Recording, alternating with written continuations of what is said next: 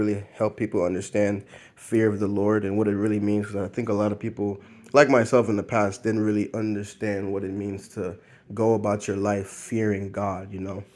So the fear, and first of all, Proverbs, the synopsis of Proverbs. He's speaking to Solomon, who's the king of David. And David was, I'm sure you know the story, David and Goliath. He was the one who was brave enough to fight Goliath. He was eventually awarded the king of Israel. The fear of the Lord is the beginning of knowledge, but fools despise wisdom and instruction. My son, hear the instruction of thy father, and forsake not the law of thy mother, for they shall be an ornament of grace unto thy head, and chains about thy neck. So he's saying those who hear instruction, those who listen to the Father, those who pretty much go about fearing the Lord, gaining that knowledge, will have grace upon them. My son, if sinners entice thee, consent thou not. Meaning, he's once again speaking to Solomon and everyone, if you really understand.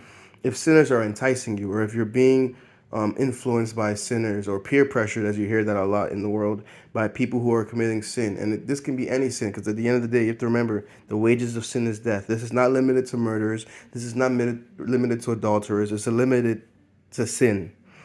So, if sinners are enticing you, consent thou not. Do not listen. Do not follow their path. If they say, come with us, let us lay wait for blood. Let us lurk privy for the innocent without cause. So if the sinners are saying, come on, join us, what's the problem? Let us do these things. Let us go hurt the innocent for no reason. Let us swallow them up alive as the grave, and whole as those that go down into the pit. We shall find all precious substance. We shall fill our houses with spoil. Cast in thy lot among us. Let us have one purse. My son, once again, walk not thou in the way with them. Refrain thy foot from their path. Essentially saying, these people who are going to try to influence you to sin, influence you to a way of life that you know you should not be following, you know in your heart of hearts is not correct, move your foot away from them. Whether it's your foot, your hand, move your direction away from them.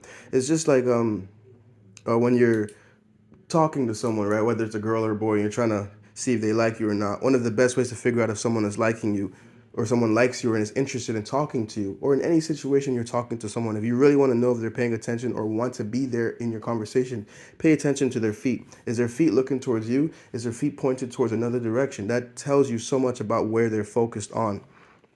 So he says, my son, walk not thou in the way with them. Refrain thy foot from their path. I did not mean to go in between. For their feet run to evil and make haste to shed blood. Proverbs is about knowledge. Proverbs is about understanding that in this world, you know, you're going to have people around you. And this is specifically talking about sinners. You're going to have people around you or things around you that you know will not be correct, will not be the right way of life. And you will always be questioning yourself, what's the right thing to do? What's the right way to go? Even though they may entice you, even though they may influence you on this, and they tell you, "Oh, it's fine. We're just doing this, or we're just doing that."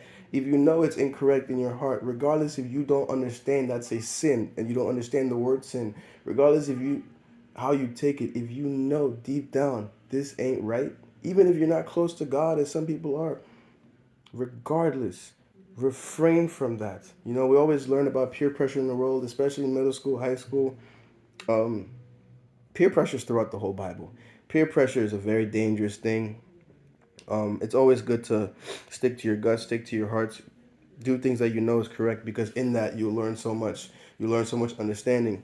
And when God talks about the fear of the Lord, it's really important because, like I was saying earlier, some people may not understand what it really means to fear God. You know, I feel like a lot of people would think like, well, why would you fear God? That's God. He loves us. Why would He want us to have fear?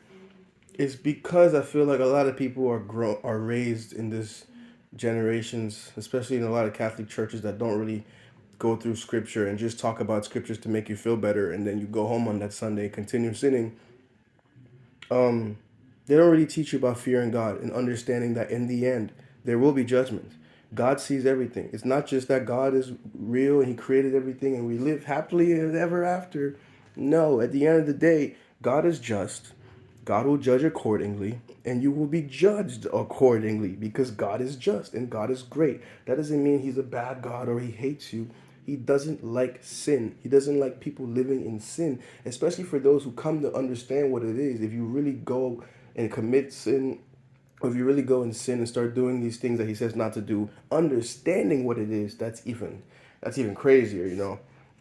Sin is sin regardless of perspective, but just to know that if you're aware and do have that wisdom and you still allow yourself to be around fools, and he very much mentions things like fools, saying things like "Let us lurk privy for the innocent without cause," because he's talking about the sinners going out into the public doing things to people who are innocent. You know, like I said, the Bible, as I'll say many times, I go over scriptures. He doesn't have to go in specifics. God doesn't need to sit here, whether he's talking to Solomon, whether he's talking to King David, whether he's talking to Job. It doesn't matter. He doesn't have to go into specifics and say, in 2023, if you have people that are posting twerking, or if you have women that are just twerking, or if you have men that are killing each other, or people that are getting in gangs and killing each other because of the blocks they live in, you should stay away from them. You would just know in your heart of hearts. So if you're that individual who lives in that neighborhood that's surrounded by um, bad people and you know it's bad, be that good person. Do not be scared. Do not be worried about how you'll be looked at. Do not be peer pressured into doing things you know in your heart is not correct, because that will lead you astray. Like I said before about in a conversation when you're meeting people, and you can take this for the future. When you're having a conversation with someone, not saying you should be staring at their feet, but if you know and you're talking to that person, they're not paying attention, or you can tell they want to leave and not really keep it going, look at their feet. The direction of their feet will tell you a lot. And I learned that a couple of years ago, but it really is true, you know, and that's why he mentions to, like he says in verse 16, for their feet run to evil and make haste to shed blood. Yeah, we could keep going, man.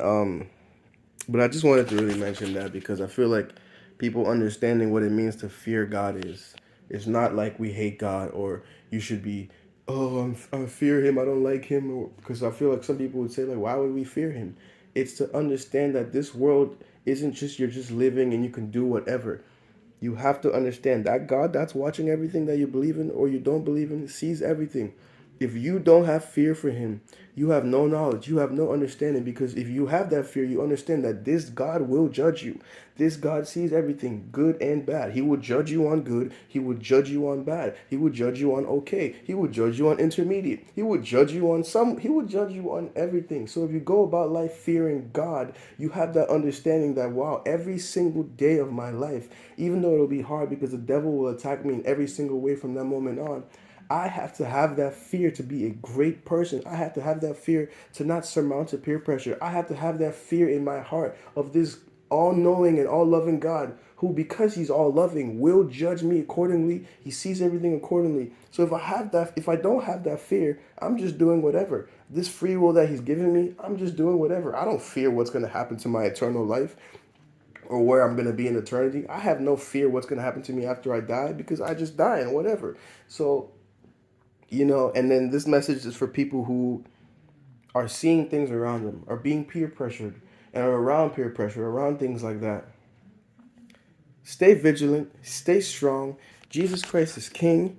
Um, don't be fooled by anyone, And it's funny because he's talking to Solomon, who's a son of David, David who fought Goliath and defeated him with a literal slingshot to the forehead. So it's like, even back then, they weren't brave enough to fight Goliath, this big, gigantic creature. They weren't brave enough. They were just listening to each other, being scared. And then they saw this little skinny, wimpy kid come out of nowhere named David who said, I'll defeat him. I have God with me. Why would I fear this little creature if I already have understanding and fear God and have this fear that's given me this understanding that no man on this earth can touch me? That's what it means to have fear of God. So I just wanted to stress that. I love you. Jesus Christ is King.